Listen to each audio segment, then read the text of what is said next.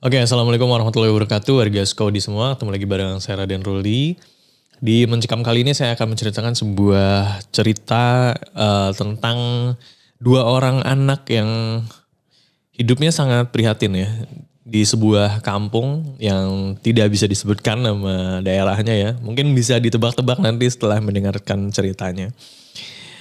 Ceritanya ironi, tapi juga punya sisi kelam dan tentunya mengerikan ya. Jadi sebelum kita lanjut ke ceritanya, pastikan dulu warga Sukodi semua sudah subscribe, sudah dinyalakan lonceng notifikasinya ya. Dan boleh ya nanti setelah ditonton, di komen, di like, di share ya, dibagikan ke teman-teman yang suka horor juga. Langsung aja ini dia Mencekam, menceritakan email kamu.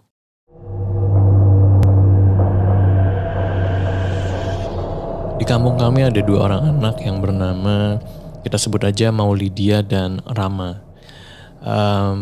Mereka berdua ini udah nggak punya ibu ya. Ibunya meninggal karena COVID dan penyakit bawaan lainnya ya.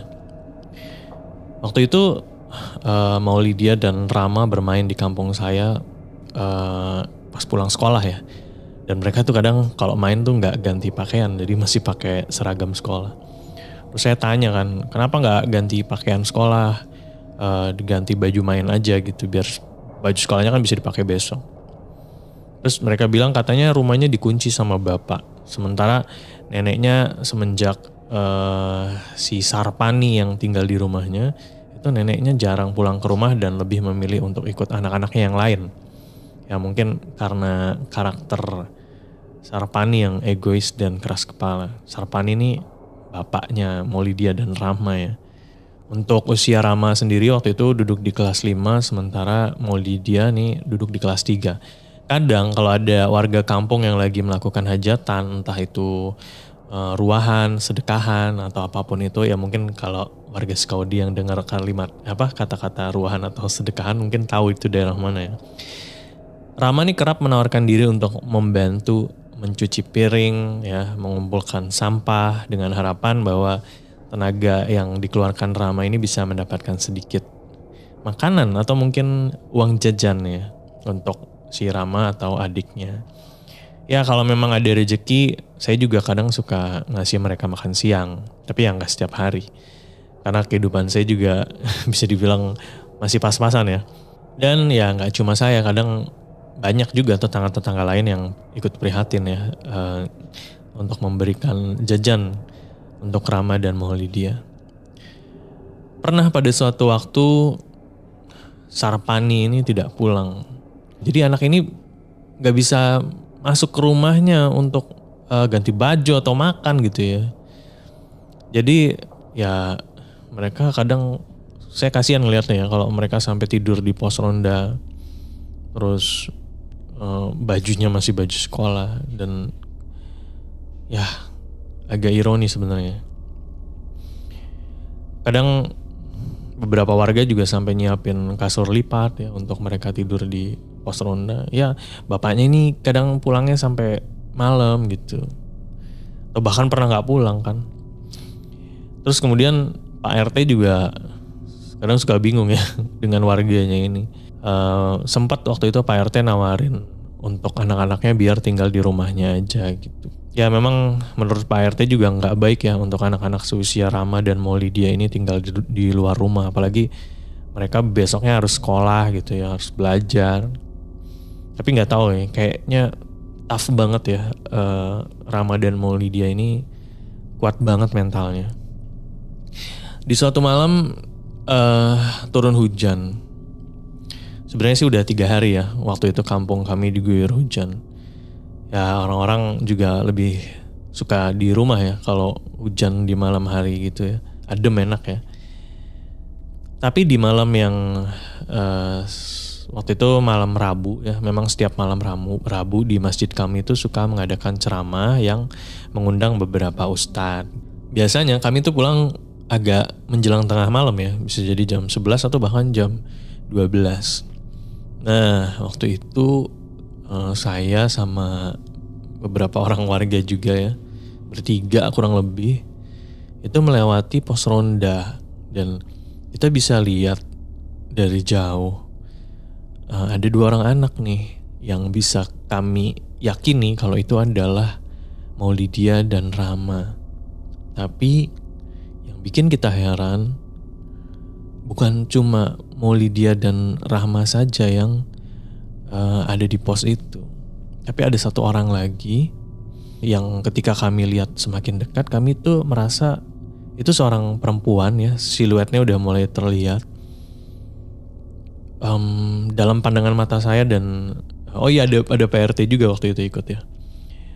Itu kayak siluet seorang wanita yang rambutnya panjang, tinggi, langsing gitu ya. Terus kemudian perutnya tuh kayak buncit gitu. Saya tanya kan ke Pak RT, "Pak, kok ibu-ibu malam-malam keluar ya?" Terus kata Pak RT bilang, "Oh itu mungkin ibu daerah sini yang nganterin selimut untuk Rama sama Maulidia," kata Pak RT gitu. Ya saya bilang, saya masuk akal sih, bisa jadi. Cuma saya sambil mikir-mikir siapa ya ibu-ibu yang perutnya buncit gitu ya. Atau mungkin lagi hamil gitu. Terus ketika kami semakin dekat dengan pos ronda, siluet si wanita itu kayak bergerak perlahan gitu ya. Yang saya pikir tadinya si siluet ini nih maju ke depan gitu. Ternyata enggak. Siluet itu kayak ke atas gitu. Kayak semakin tinggi terus terbang kayak menghilang gak tahu kemana. Dan ya udah hilang gitu aja. Nah tiba-tiba waktu itu hujan datang gitu aja gitu ya. Gak yang gerimis dulu tiba-tiba gede, tiba-tiba langsung ada hujan gede. Memang malam waktu itu mendung ya. Terus hujan gede tuh. Nah akhirnya saya sama Pak RT lari ke pos ronda itu dulu tuh untuk menanyakan kondisi si Rama sama Maulidia. Kemudian sampai ke pos ronda, Pak RT natap saya nih. "Tadi lihat nggak Mas?" katanya gitu. Saya jawab, "Iya Pak, saya lihat." Yaudah, terus mereka Rama dan Maulidia nih diajakin ke rumahnya Pak RT. Ya alhamdulillah mereka mau sih, walaupun agak awalnya susah ya untuk dibilangin ya, nggak mau, tapi akhirnya mereka mau. Terus saya sama Pak RT tadinya mau ngobrol dulu sebentar gitu ya, ngebahas yang tadi. Cuma karena udah malam dan hujan ya udah akhirnya buru-buru pulang. Saya pulang ke rumah, Pak RT juga pulang ke rumah. Nah besoknya saya ketemu lagi sama Pak RT, cuma waktu itu maghrib ya. Salat maghrib ketemu lagi sama Pak RT, terus ngobrolin yang kemarin tuh. Sosok perempuan yang ada di pos ronda itu ya, siluetnya gitu ya. Terus saya tanya kan, "Emang Pak RT tahu si ibu itu siapa?" Perasaan nggak ada yang ibu-ibu perutnya buncit, saya bilang kan gitu ya. Nggak ada yang hamil juga kan di kampung kita saat itu ya. Terus Pak RT bilang, "Ya sebenarnya sih saya tahu," kata Pak RT gitu. "Loh maksudnya gimana Pak RT?" Saya jawab gitu kan. Nah Pak RT bilang katanya Pak RT ini sering melihat sosok perempuan itu berdiri di samping pos ronda. Wah saya jadi merinding kan. "Yang bener sih Pak." "Iya," katanya gitu. Nah menurut Pak RT yang pernah melihat dengan jelas sosoknya itu mirip sama almarhumah ibunya Rama dan Maulidia gitu. Jadi memang ibunya Rama sama Maulidia nih meninggal waktu itu COVID dalam kondisi hamil gitu. Sudah ya hamilnya udah cukup besar ya. Terus saya jawab, "Bapak nih ada-ada aja ya, gak mungkin lah orang udah meninggal bisa hidup lagi gitu." Ya berulang kali dia tuh bilang kalau siluet perempuan itu suka menampakkan diri gitu ya ketika Pak RT lagi ngeronda atau mungkin lagi ngecek ketika malam hari ngelihat depan rumah dan kelihatan tuh pos rondanya. Dan ternyata bukan cuma Pak RT aja, ada beberapa orang juga dan termasuk saya ya. Saya yang juga pernah melihat. Dan ada beberapa teman rondanya Pak RT juga yang pernah melihat sosok perempuan yang menyerupai ibu dari Maulidia dan Rama ini. Dan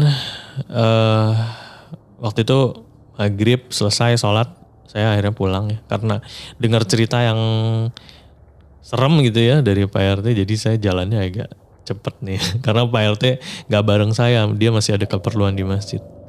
Ya jadi pulang sendiri nih. Saya jalannya agak cepat, kemudian saya harus melewati pos ronda yang waktu itu gelap ya, pos rondanya. Yang nggak tahu kayaknya lupa dinyalain lampunya gitu ya. Ya udahlah, saya cabut aja langsung gitu ya. Saya kalau mungkin lagi ada sisi beraninya, mungkin saya nyalain tuh lampu di pos ronda. Cuma waktu itu kayaknya ya mungkin warga Sukawati semua pernah merasain ya, tiba-tiba rasa takut tuh drop jadi yang takut banget gitu ya. Nah, saya lagi jalan buru-buru gitu, mau melewati pos ronda gitu ya. Tiba-tiba sialnya sendal saya nih malah sendal jepit saya memang udah lama sih ya. Tuh putus gitu ya sendalnya. Ya udahlah, saya pulang nggak pakai sendal gitu ya. Saya tenteng aja sendalnya. Nah, kemudian gak tau kenapa nih, kayaknya tuh saya tuh pengen banget menoleh ke kanan ke kiri gitu ya, untuk mengawasi, takutnya tiba-tiba di belakang saya ada apa gitu ya. Ya saya sih berharap gak ada apa-apa ya. Jadi waktu itu saya tetap aja jalan ngebut gitu ya. Nah sampai tiba akhirnya deket banget dengan pos ronda itu. Aduh gimana ya, jadi kayak gak tahu ya, ada sisi hati saya yang berkecamuk untuk melihat gitu ya pos ronda itu, untuk meyakini diri saya bahwa di pos ronda itu tidak ada apa-apa. Dan ya saya memberanikan diri menengok ke kiri gitu ya, di mana tempat pos ronda itu berada. Pos ronda yang gelap itu ya. Dan ternyata tidak ada apa-apa, alhamdulillah. Cuma sialnya di samping pos ronda itu kayak ada kursi bakso yang panjang gitu ya, di mana tempat bapak-bapak suka nongkrong di situ juga. Disitulah saya ngelihat ada seorang perempuan yang duduk dengan kaki yang mengongkang kaki gitu ya, sambil gerak-gerakin kakinya sambil memainkan rambutnya yang panjang. Wajahnya sih memang saya nggak bisa melihat dengan jelas ya, karena wajahnya tuh ketutup rambut yang sama dia lagi dimain-mainin gitu. Tapi yang bisa saya pastikan, perempuan itu memang sedang hamil. Jadi sisi satunya mengelus rambut, tangan satunya lagi tuh lagi mengelus-ngelus perutnya. Kemudian wajahnya tuh seperti tiba-tiba menoleh ke arah saya. Dan bisa saya pastikan walaupun sekilas memang perangai atau bentuk badan dan segala macamnya itu memang mirip sekali sama ibunda dari Rama dan Maulidia. Saya langsung istighfar. Saya berjalan semakin cepat dan sedikit berlari gitu ya. Tapi anehnya seolah-olah jalan saya tuh kayak gak maju-maju gitu ya. Saya istighfar terus gitu ya. Kayaknya tuh saya tetap di depan pos aja gitu ya. Ya Allah gitu, saya cuma mau teriak bingung gitu ya.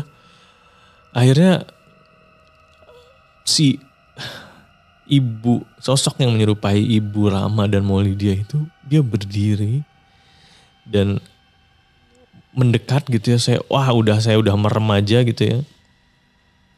Saya baca ayat yang saya bisa. Dan ketika saya melek lagi ya alhamdulillah sosok itu udah gak ada ya.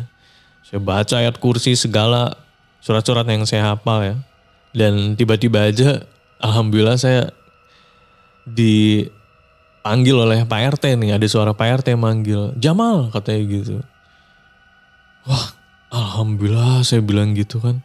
Ya sosok itu ini sih udah gak ada ya. Cuma adanya Pak RT itu jadi nenangin saya. Terus Pak RT bilang, ini berkat kamu ketinggalan. Ya memang tadi di selesai sholat maghrib itu ada sedikit pengajian selamatan gitu ya. Ngelihat saya yang kayak orang bingung dan ketakutan, Pak RT langsung nepuk pundak saya gitu ya. Istighfar. Terus Saya bilang, "Pak, di situ Pak." Udah. Kata Pak RT gitu. Udah yuk saya antar, kata Bapak Pak RT kayak gitu. Akhirnya saya diantar pulang sama Pak RT. Dan ya gak tahu kenapa ya, setelah bertemu dengan sosok itu dan mendapati sosok itu ya, yang bahkan wajahnya itu karena tadi mendekat gitu ya, saya bisa pastikan kalau itu sosok itu memang menyerupai ibu dari Maulidia dan Rahma. Dan akhirnya semenjak itu saya lebih baik memilih jalan lain ya. Memang ada jalan-jalan yang agak jauh memutar ya daripada melewati pos ronda itu. Nah, sering berjalannya waktu, beberapa bulan setelah kejadian itu, yang tadinya saya setiap hari gak mau lewat situ ya, sialnya lagi jalur alternatif yang biasa saya lewati untuk tidak melewati pos itu waktu itu kan lagi musim pilkada ya. Nah, beberapa jalan tuh memang ada yang lagi diperbaiki gitu.